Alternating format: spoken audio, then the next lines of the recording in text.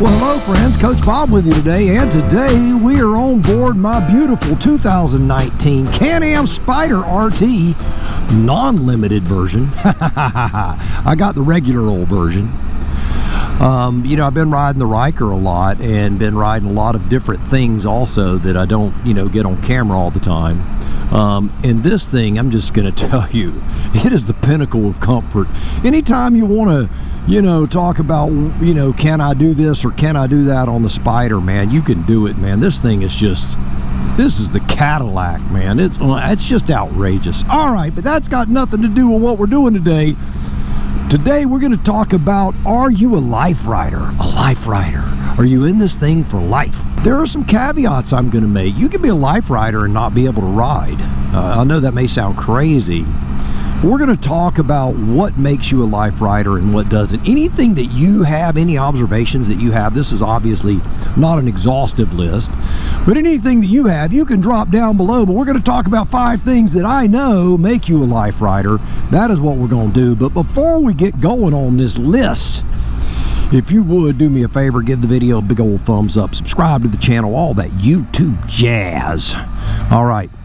Well, the reason this came up this week, I had a friend that we used to ride Harleys together years ago, and in the past, we'll say the past decade, he's just quit riding. It's not that he doesn't love riding, he loves riding, but he sold his motorcycles. He's done, he's finished. And he goes, that was a season of my life. It was great. It was wonderful. I loved it. Now I think I'm done with that. Maybe I'll get the itch again in a few years, but right now I think I'm just done with it.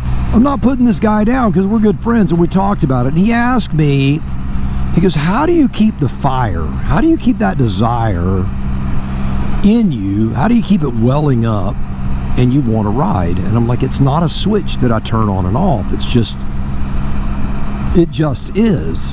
And we discussed what makes what you are as a rider. And I love these types of conversations, as you know. These are my favorite videos of all to make, or the philosophical side of riding and what makes us what we are and kind of shows us how we tick. I love that stuff.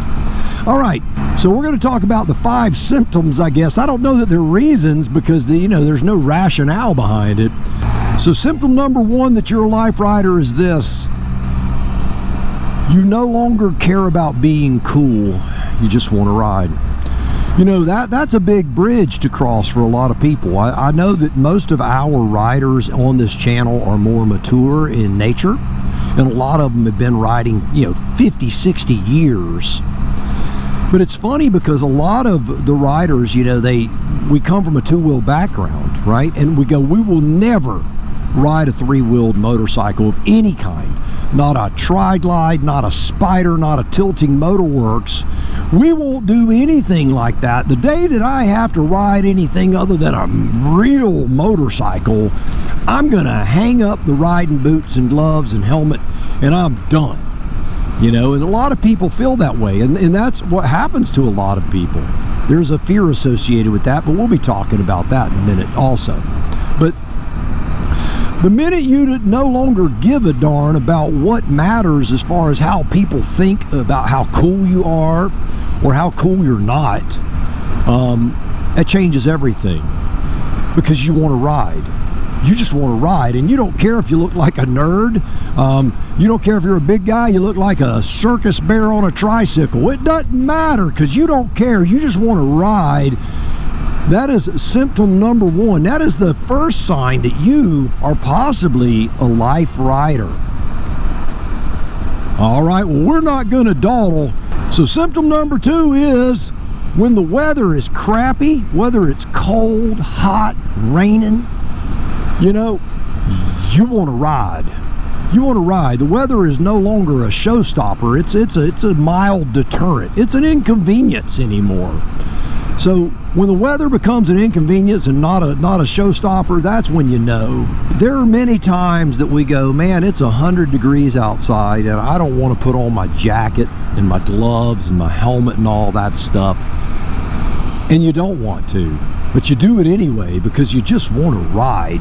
It doesn't matter if you sweat like crazy. You know, it's just a good way. It's a cheap sauna is how I look at it. I don't mind sweating a little bit, you know, and then when it's cold, it's like, hey man, yeah, my fingers are going to feel like they're going to break off, and you know, my feet are going to be so cold I'm not going to be able to feel them for the next 3 hours, and when I do feel them, they're going to start feeling like they're on fire, you know, because the blood's starting to circulate through them again.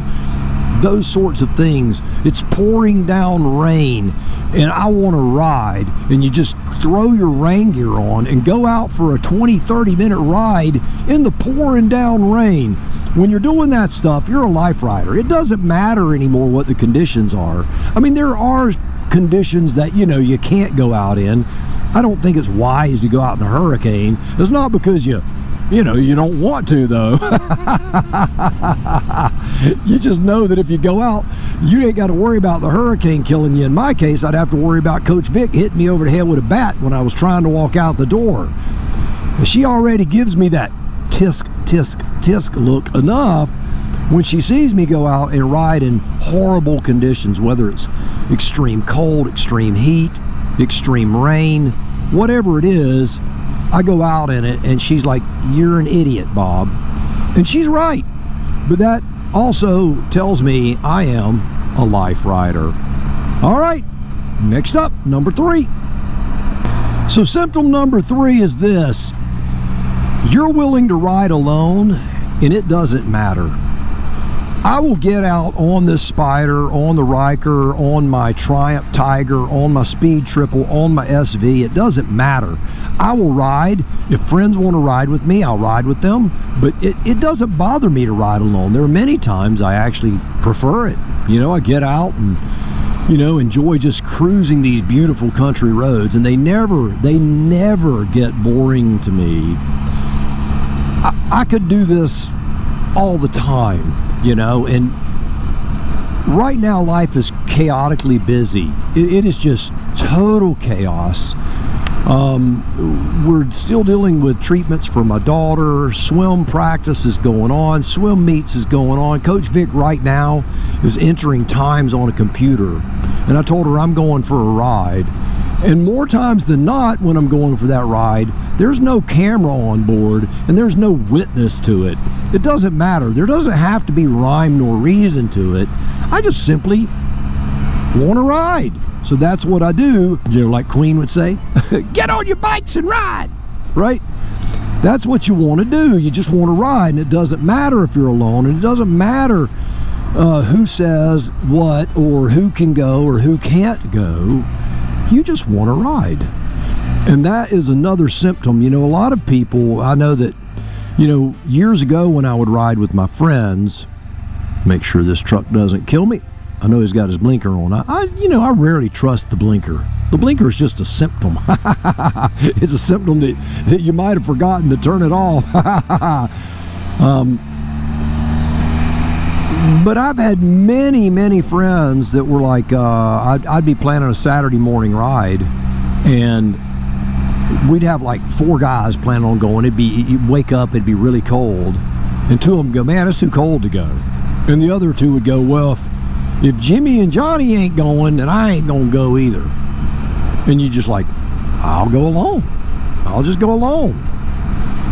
All I was gonna do was ride, 20-30 miles and then go get me some scrambled eggs at the Village Inn here in Tallahassee, and you're just gonna hang out and have some scrambled eggs and drink a cup of coffee and then do another 20-30 minute ride home. I'll do it alone. I'll sit there and drink my coffee alone. It's fine. I don't mind that. It doesn't bother me in the least. So whenever you're willing to just do it alone, then you know you're a life rider, because you're going to see the people to your left and you're going to see the people to your right. You're going to see them falling by the wayside because it wasn't a part of their DNA. It was just a season, and there's nothing wrong with that. Don't think I'm putting you down if you're not a life rider. I'm not putting you down. It's purely an observation.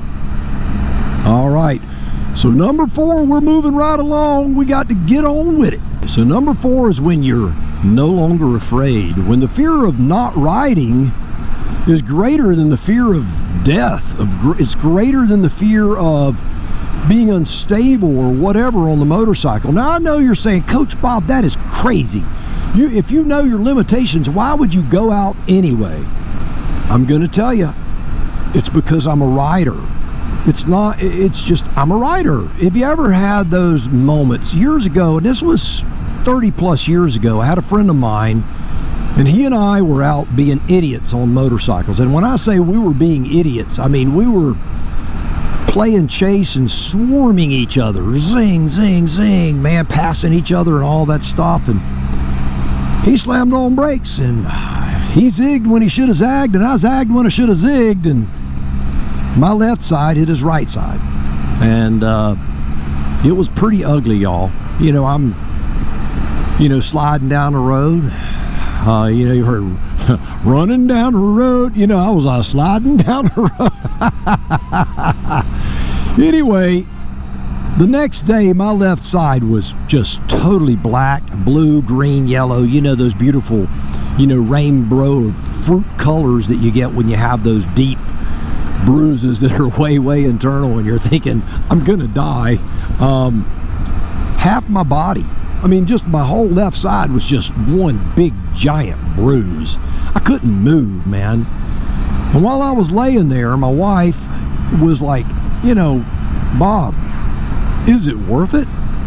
I'm like, well, being stupid, I can't, I can change that part. But is riding worth the risk? If I knew that this was going to happen again, that I was going to get hurt again, and I knew it was going to happen, I'll go out and ride. I want to ride. It's part of it. And eventually, you have to ask yourself, is the juice worth the squeeze? So far, I'm telling you, the juice is worth the squeeze. I don't drive in fear. We all hear the stories, hey, my cousin got killed, they got run over by a Mack truck and they were flattened like a pancake. Or you're going to the funeral of a friend that you love and they were in a motorcycle accident and they're dead, and you're going, man, they died doing something they love. Now that's what I walk away with. They died doing something they love. So for me, if that happens, and I tell Vic when she worries about me, and she often does, I know I chuckle with her, shaking her head at me. But there are many, many times where I'm going out on a two-wheeler or maybe a track day or something, that she just considers it stupid. And she shakes her head, but it's not because she's angry with me. She's in fear that I'm going to get hurt. And the thought of her living without me scares her unbelievably. She worries about that, and I understand that. So, that is a very real thing. But the fear that I experience, the desire to ride, greatly exceeds any fear. The worry of getting run over, the worry of running off the road and hitting something and dying. I have told her many, many times, if I die on a motorcycle ride, understand this: I was doing what I love and living my life to the fullest. So when the desire to ride exceeds the fear, you're probably in it for life. All right, well, before we get on with number 5, I know you're digging this. Make sure you subscribe to the channel so you don't miss out on anything. A lot going on, a lot of cool things going to happen. I got a new Spyder on the way that I'm going to get to test ride and give you some real deep thoughts between the 19s and earlier and the 20s and later about the design and how it feels under the seat of the pants, not just the way it looks. So all that's going to be coming up in the next month. So make sure you're subscribed to the channel and you don't miss out on any of the cool content. All right, so symptom number 5. I think this one kind of summarizes everything that we've discussed. And it's this: riding a motorcycle is no longer what you do. It's who you are. It's a part of who you are. I'm a father and a husband. Now, those are roles in my life. However, when I go down and I look at roles in my life, I will define what I need to do to be a better father, what I need to do to be a better husband, what I need to do to be a better friend. Those are all roles in my life. But with that said, it goes much deeper than that. I am a father. I am a husband. And although these are roles, I'm not putting on a hat and going, today I'm a dad, and tomorrow I'm a son, and the next day I'm a husband. No, they're all part of me. I'm all father. I'm all son. I'm all husband. And the same thing is what happens when you cross that line, when you go, I don't ride motorcycles. I am a motorcycle rider. It's all of me. It's all of me, just like everything else is all of me. You know, if you were to look at the fiber under the microscope, you would see all of these things, and motorcycle riding would be one of them. Now, I'm not saying for anyone that might be trying to equivocate, you know, well, you're saying riding a motorcycle is as important as being a father. Obviously, when I had to take care of my daughter, motorcycles had to be stuck in the closet for a while, because I'm going to tell you, taking care of her and making sure she doesn't die was absolutely paramount to my life. But I never ceased being a motorcycle rider. It's a part of who I am, which leads me to another statement here about that. You know what? You may not be able to ride anymore. Your health may not allow you to even walk to a motorcycle. You may not have the visual acuity to get out on the road. You may be deaf and can't hear the things that are going on around you. You may be an amputee and not be able to ride. You may be a quadriplegic and still be a life rider, because it's part of who you are. And if you were capable of moving, you would move in that direction at the first opportunity. So even if you don't have the ability to ride, and that's what I was saying earlier, even if you don't ride anymore, it doesn't mean you're not a life rider. It doesn't mean that at all. It means that it's just not within your power. You know what? There's going to come a time where I'm going to have to hang it up. There's going to come a time. And you know what? When I hear the engine, I'll dream of the days when I rode. When I have an opportunity to watch a motorcycle race, I will watch it and dream of being the fastest man on the track. When I see a group of riders go by, I will look back with fond memories of all of the people that were a part of my life, because I am a lifetime motorcycle man. I am, and I love them. I love them. I sit out in the garage. Coach Vic laughs at me. She thinks I'm silly, and I am. I will sit out in the garage with a cup of coffee and look at them. I love them. I love riding them. I love touching them. I love the smell of new rubber on the tires. I love the smell of gasoline and oil. I love it when I crank them up and warm them up in the garage, and I walk in and I smell like gas and fumes. I love every minute of it. I love working on them and cutting my knuckles and sweating in the heat and turning a wrench and getting mad because I messed something up. I love everything about them. It's just what I am. All right. Well, there you have it. Are you a life rider? I'll bet if you've made it this far, you most certainly are. So you've gotten into the old noggin of Coach Bob in the conversation that was had just this very week. So you, yes, you, do me a favor, go out, buy the motorcycle of your dreams, eat right, take care of yourself, and remember, if you're not having fun, you are definitely doing it wrong. Now you go seize the day, and I will see you on the road real soon, my life rider friends.